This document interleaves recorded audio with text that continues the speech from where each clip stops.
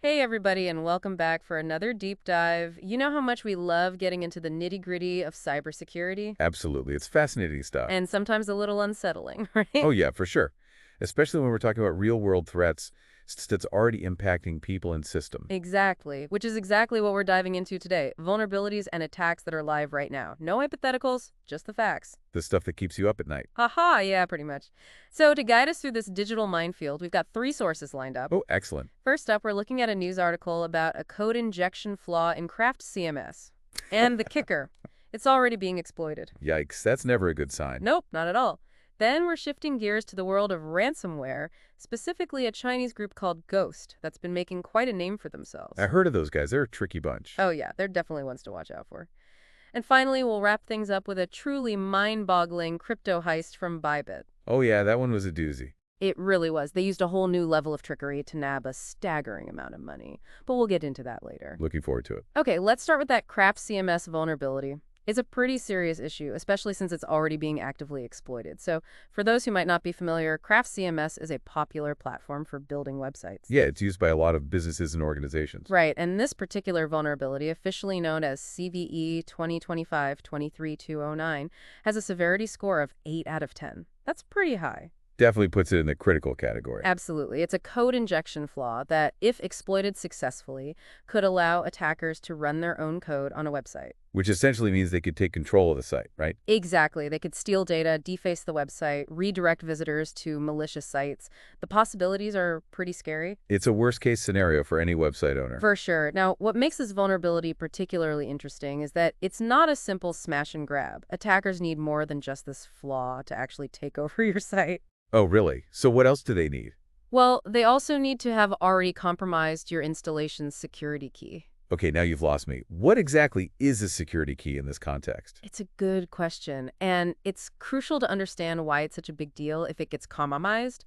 Essentially, think of it like a master password, but way more powerful. Okay, I'm intrigued. It protects all sorts of sensitive information within your Craft CMS setup, user logins, cookies, database values, basically the keys to the kingdom. So if an attacker gets their hands on this key, they can. They can do a lot of damage. They could decrypt data, fake logins, or, as we see in this vulnerability, inject their own malicious code and wreak havoc. Oof, that's not good. Nope, not at all. So the big question is, how are attackers even getting access to these security keys in the first place? Yeah, that's what I'm wondering. Well, it's tough to say for sure without specific details of each attack. Right. It could be through other vulnerabilities, phishing scams, or even just weak security practices on the website administrator's part. So it's like a chain reaction. One weak link can lead to another, and before you know it, your entire site is compromised. Exactly. It highlights how important it is to be proactive about security. Don't wait for an attack to happen before you start thinking about defense. I couldn't agree more. An ounce of prevention is worth a pound of cure, as they say. Absolutely. So what can folks who use Craft CMS do to protect themselves? What are the actionable steps they can take right now? The most important thing is to make sure you're running the latest version of Craft CMS.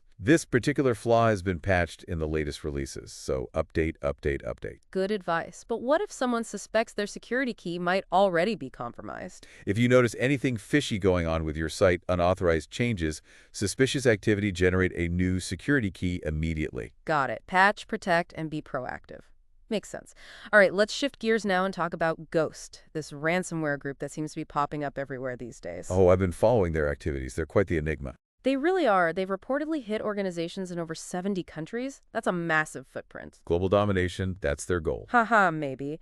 But what's even more fascinating is how they operate. They're constantly changing their name, using aliases like Kring, Crypt3R, Phantom, Strike, the list goes on. Like they're playing a game of digital hide and seek. Exactly. It makes them much harder to track. Which is a huge advantage for them. It makes attribution a nightmare for researchers. It definitely adds a layer of complexity to the investigation. But why all the name changing? Is it just for kicks? It's definitely strategic. By constantly changing their name, they confuse researchers and make it more difficult to connect the dots between attacks. So it's not just about sounding cool. It's a calculated move to stay under the radar. Exactly. They're all about stealth and evasion. Makes sense. So let's get down to the nitty-gritty. What do they actually do once they get into a system? What's their game plan? Well, like many ransomware groups, Ghost typically exploits known vulnerabilities.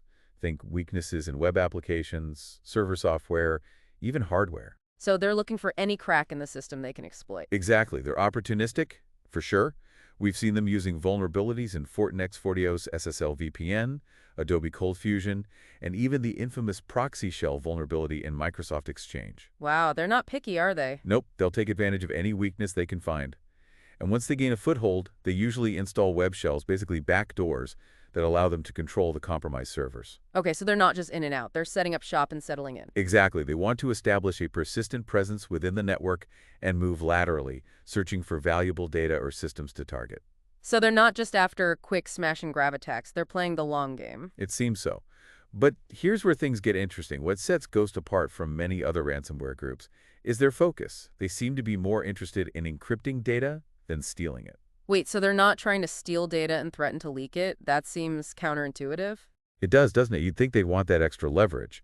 But this suggests that their primary motive is financial gain through ransom payments. So it's all about the money. They encrypt your data, make it unusable, and then demand a ransom to get it back. Exactly. It's a classic ransomware playbook.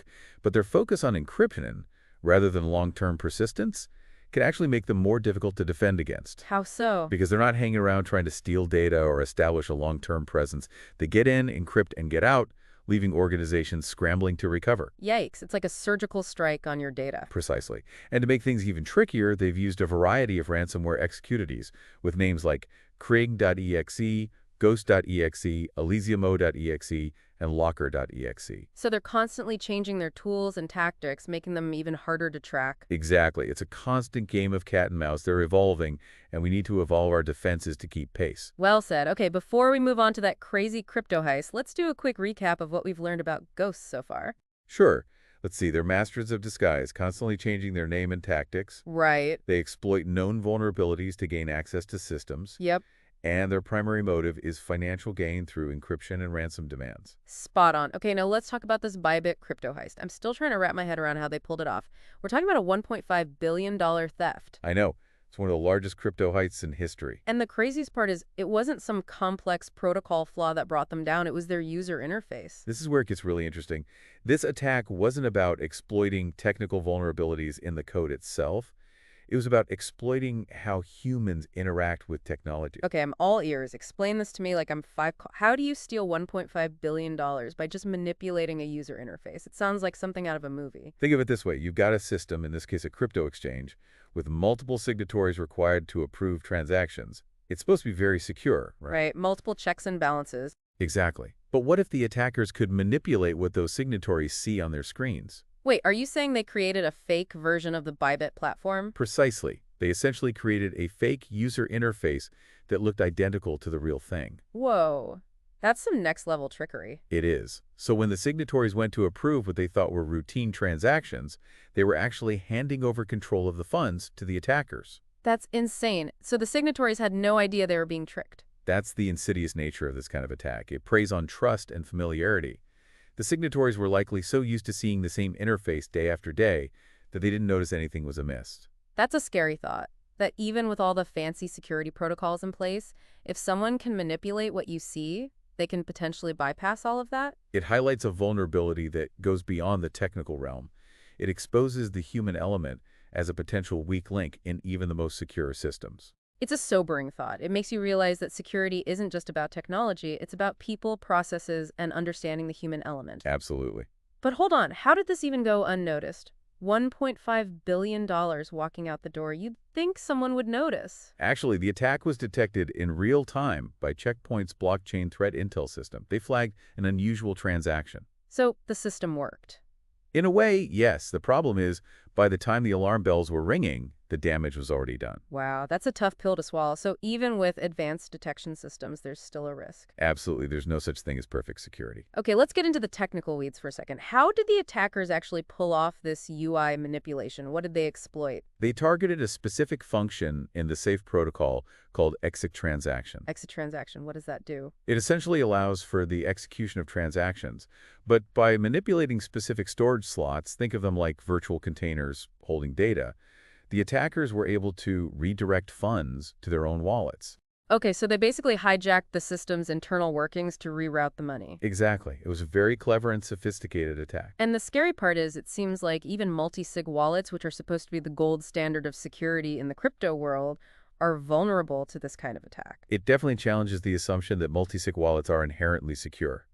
What this attack demonstrates is that if you can deceive or compromise the humans who hold the keys, the entire system is at risk. It's a stark reminder that security is not just about technology. It's about people, processes, and understanding the human element. Couldn't agree more. Okay, so we've covered three very different cybersecurity threats, each highlighting the evolving tactics of attackers and the need for a more holistic approach to security. It's a lot to take in, I know. It is. But before we move on and delve deeper into the broader implications of all this, I think a quick recap is in order. Good. So, key takeaways. First, with the Craft CMS vulnerability, we saw how crucial it is to stay on top of patches and secure your sensitive information, particularly those all-important security keys. Right, because if that key falls into the wrong hands, it's game over. Exactly.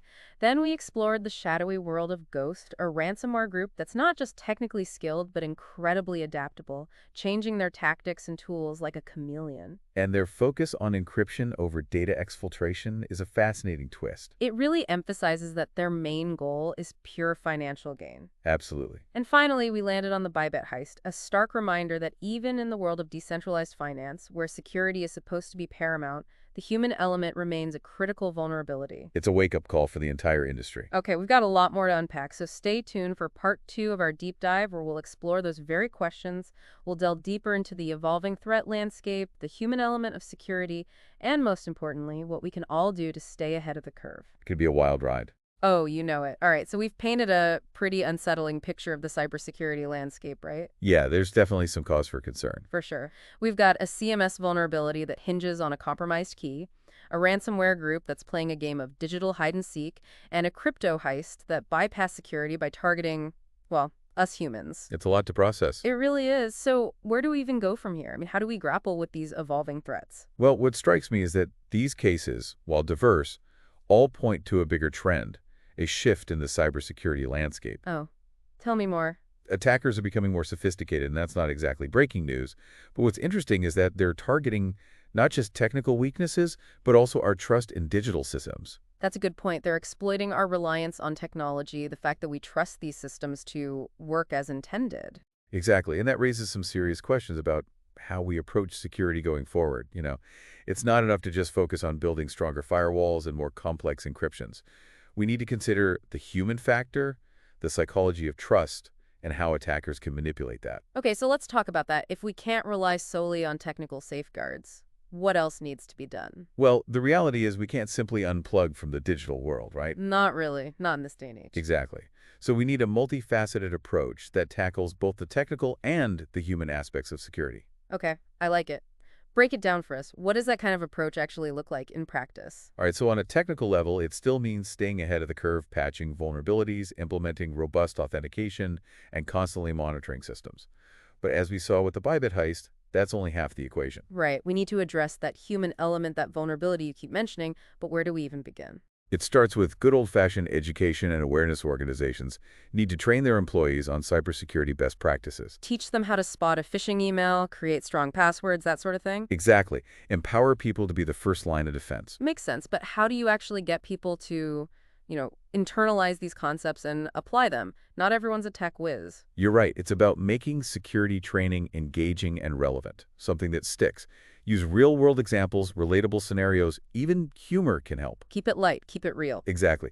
And it can't be a one-time thing either. Make it an ongoing process, regular reminders, updates on new threats, and opportunities to practice. Okay, so education is key, but what about the systems themselves? Can we design them in a way that makes them less susceptible to these attacks? Absolutely. We need to design systems with security and usability in mind.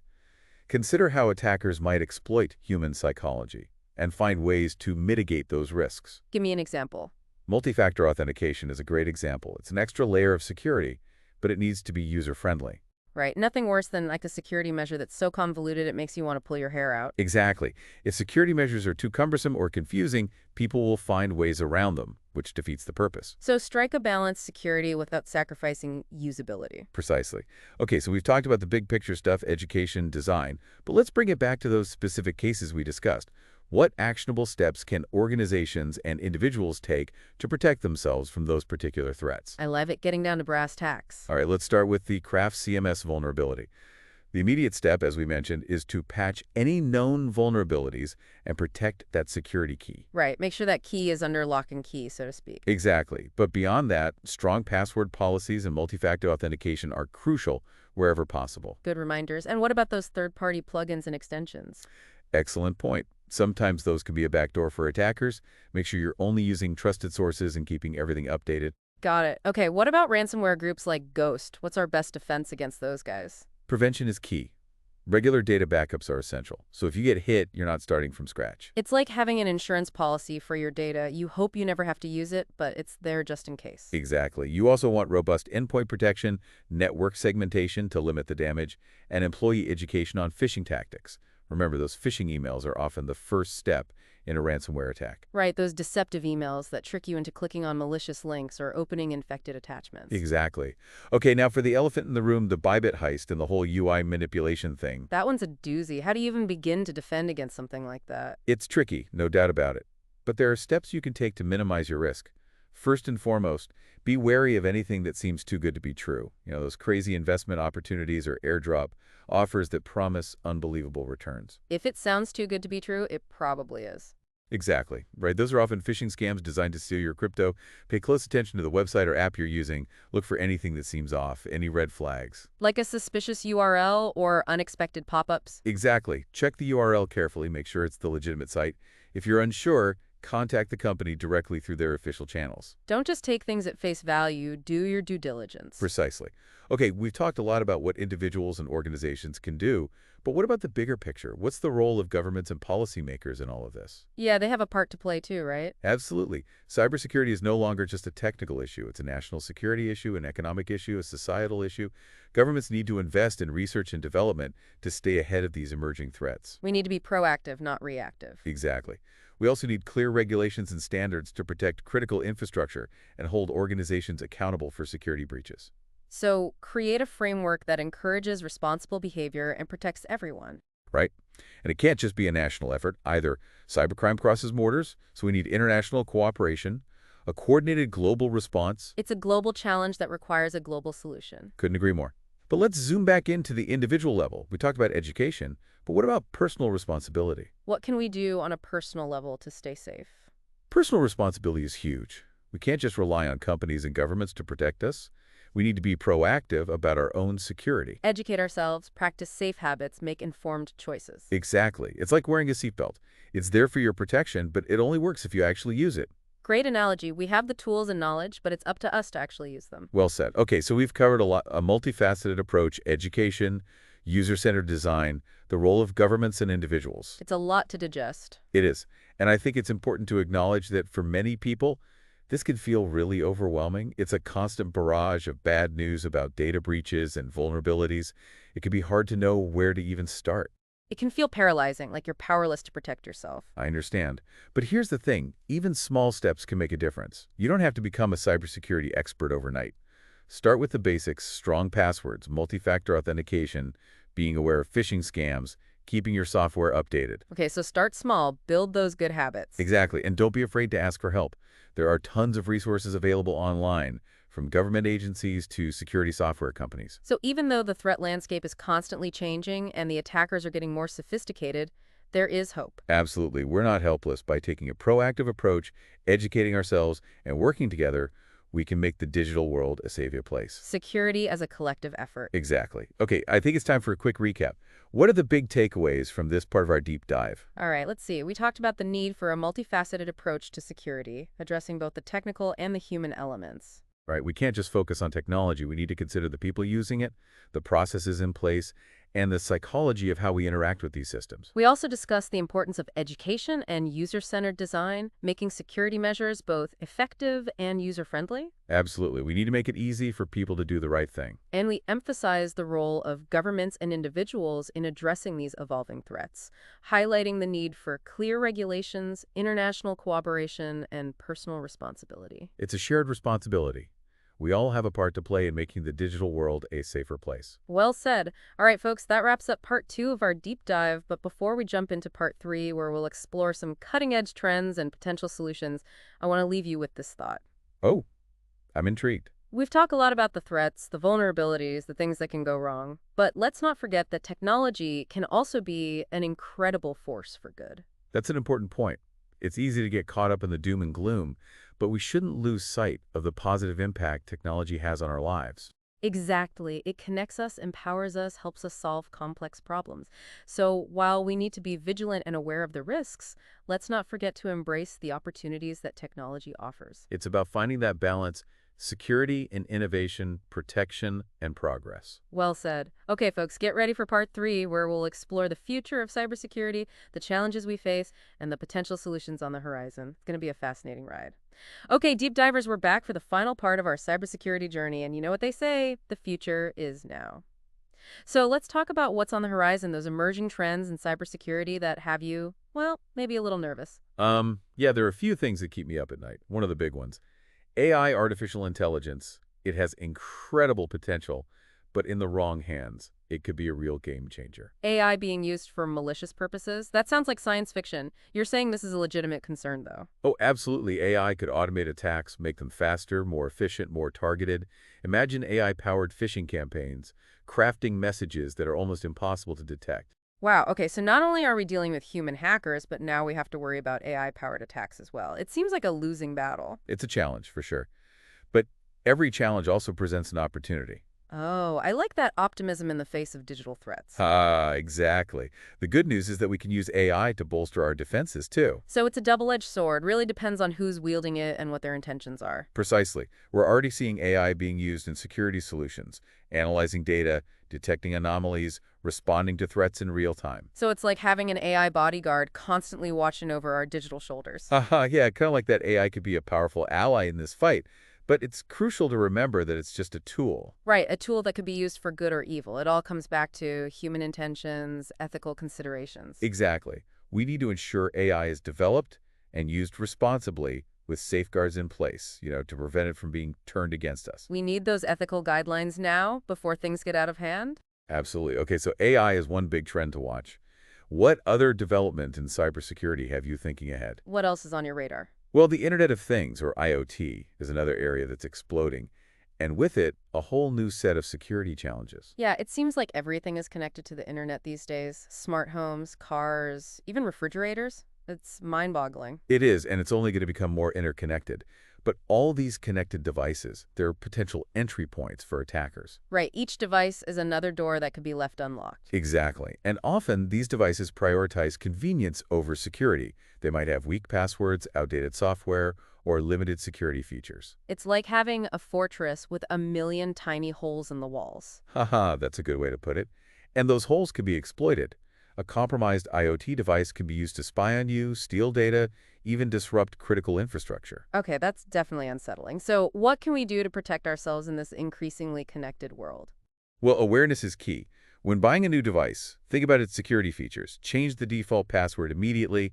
Keep the software updated. And maybe unplug that smart refrigerator when you're not using it. Haha, that's probably overkill. But the point is, be mindful of what information your devices are collecting and sharing. We need to be more conscious consumers of technology, do our research before bringing these devices into our homes. Absolutely. And we need to push for stronger security standards for these devices. Manufacturers need to prioritize security from the get-go, build in robust protections that don't sacrifice usability. Right, security and usability should go hand in hand. Couldn't agree more. Okay, AI and the IoT, two big trends shaping the future of cybersecurity. Anything else we should be keeping an eye on? Yeah, one more trend I'd highlight is the increasing sophistication of social engineering attacks. Oh, right, we talked about that in part two in the context of the Bybit heist attackers are getting better at manipulating human psychology, tricking people into giving up sensitive information. Exactly. Techniques like phishing, pretexting, baiting, they're becoming incredibly sophisticated. And it's scary how effective they can be. Our own emotions, biases, they can be weaponized against us. It's true, and this trend is likely to continue. Okay, so what can we do about it? How do we protect ourselves from these psychological attacks? Awareness is key. The more we understand these tactics, the better we can defend against them. Know the red flags, be skeptical, and always double-check before clicking on links or sharing personal information. Right, don't let fear or urgency cloud your judgment. Exactly. And remember, legitimate organizations will never ask for your password or other sensitive info via email or text message. If something seems fishy, trust your gut and verify it through official channels. Exactly. Okay, so we've talked about the challenges, the trends, the evolving threat landscape. It can all feel a bit overwhelming, to be honest. It can be, but it's important to remember that there's a lot of innovation happening in the cybersecurity space, too. Oh, yeah. Tell me about the good dads, the ones fighting the good fight. There are brilliant minds out there working on new solutions, improving existing technologies, and finding better ways to protect us. It's like a constant arms race, but we're not giving up without a fight. Exactly. And that's what I love about this field. It's constantly evolving, always challenging, and incredibly important. Okay, so for all the deep divers out there listening, even though the cybersecurity landscape can seem daunting, we're not powerless. Nope, not at all. By staying informed, being proactive, and working together, we can navigate these digital waters safely. Security is a journey, not a destination. It's a shared responsibility, and we're all in this together. Beautiful said. Well, folks, that brings us to the end of our cybersecurity deep dive. We've explored the dark corners, uncovered the vulnerabilities, and hopefully equipped you with the knowledge to stay safe in the digital world. Knowledge is power, right? Absolutely. And remember, this deep dive is just the beginning. For even more in-depth insights, check out the links to the full articles in our show notes. There's a whole world of information out there. So keep exploring, stay curious, and until next time, stay safe out there in the digital world. And stay vigilant.